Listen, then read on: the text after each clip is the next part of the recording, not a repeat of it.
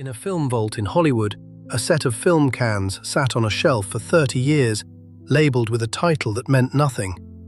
Anyone searching the catalogue for the film inside would never have found it. The man who put it there had labelled it wrong on purpose. It was his own film. He had directed it, fought for years to make it, watched a full house rise to it on opening night, and then hidden the negative under a false name and told almost no one. He had seen something happen to that film, something that convinced him it would only survive by disappearing. This is hushed until now. It begins in Chicago in 1930 with a boy named Sam Greenlee, born on the South Side. He grew up sharp and impatient. He studied political science in Wisconsin, then international relations at the University of Chicago.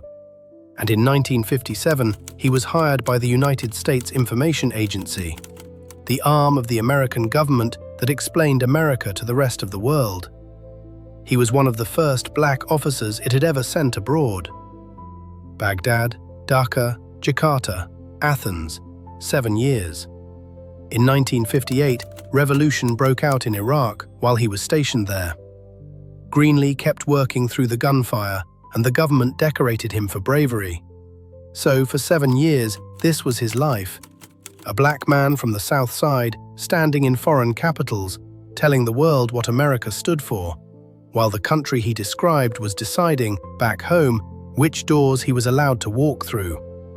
In 1964, he quit. 4 years later, in the summer of 1968, he was living cheaply on the Greek island of Mykonos, and he began to write a novel. It poured out of him in about 4 weeks.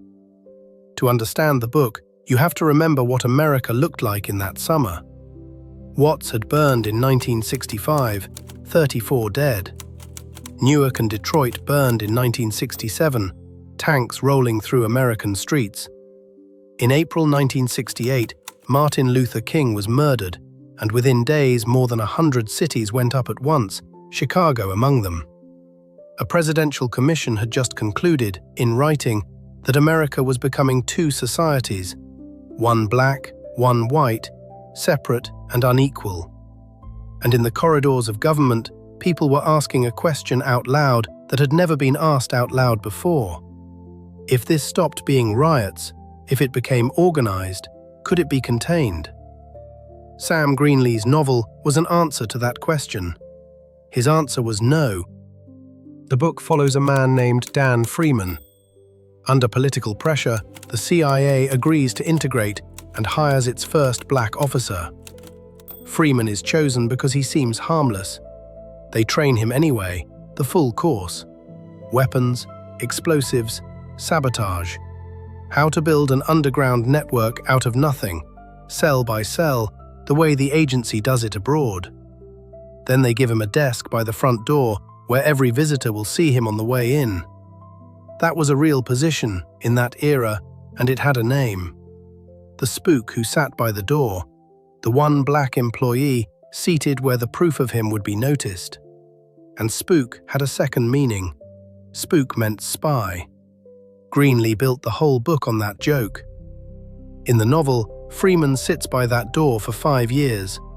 He smiles, he pours drinks, he is photographed.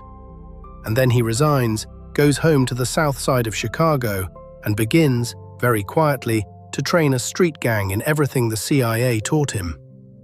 By the last page, an uprising is spreading from city to city, organized exactly the way the agency organizes them overseas, and the government cannot stop it, because the man running it is using their own manual. A thriller like that, in the bookshops of 1969, 1 year after the cities burned. Written not by a radical with a bullhorn, but by a decorated federal officer who had watched a real revolution from the inside. That is what publishers were holding in their hands. 40 of them, by one count, said no. The book was finally published in London in 1969 by a small press after a young editor named Margaret Busby read the manuscript and refused to let it go. Copies crossed the Atlantic. In America, with no major publisher behind it, it sold and sold. And at the Federal Bureau of Investigation, somebody opened a file. That file still exists, and it is public. Its title, book entitled The Spook Who Sat by the Door.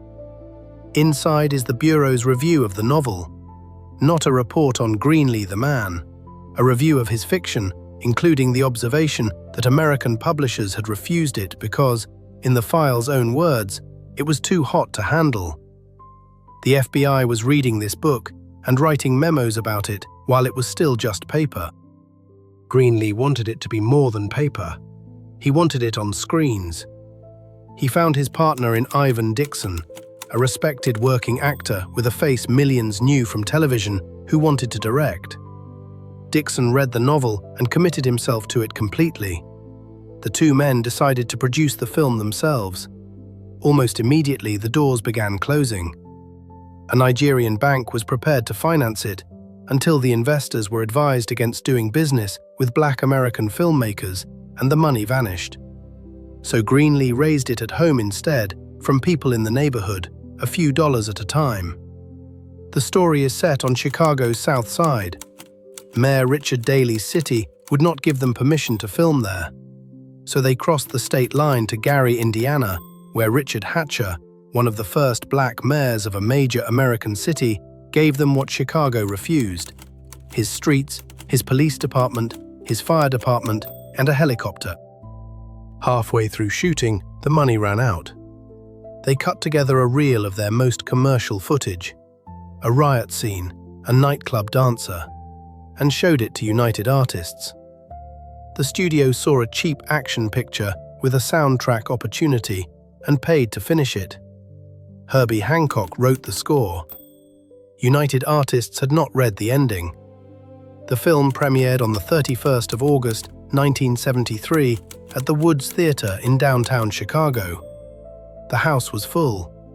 The trade press noticed the money it was taking.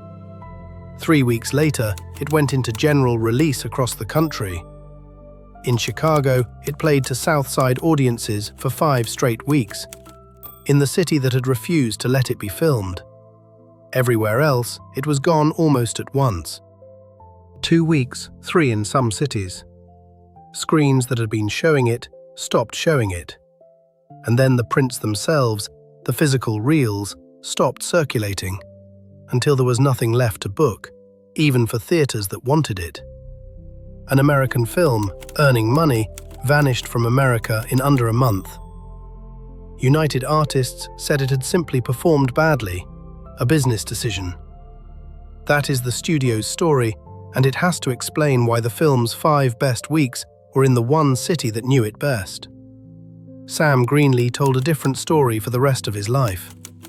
FBI agents, he said, had leaned on the distributor, warning that the film would start riots. Ivan Dixon said the same.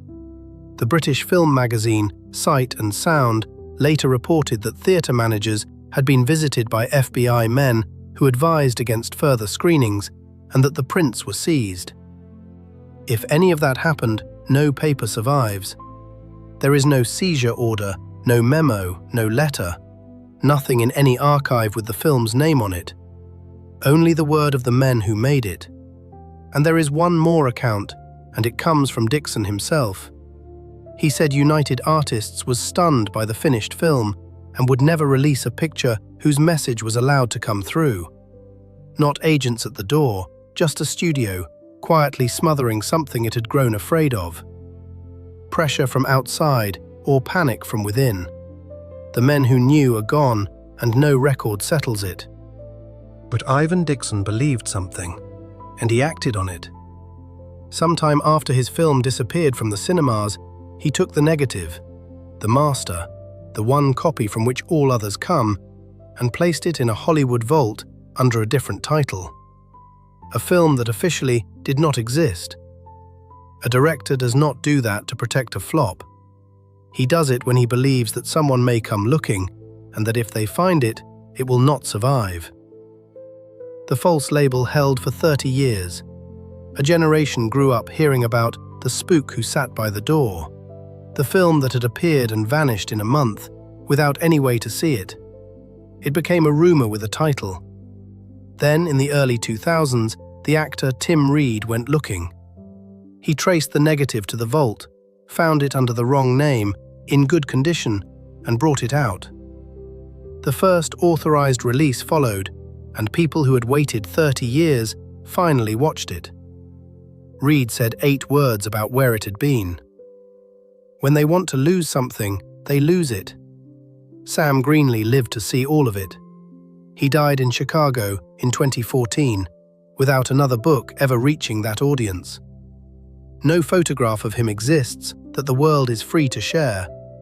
Even now, the man behind this story stays just out of sight.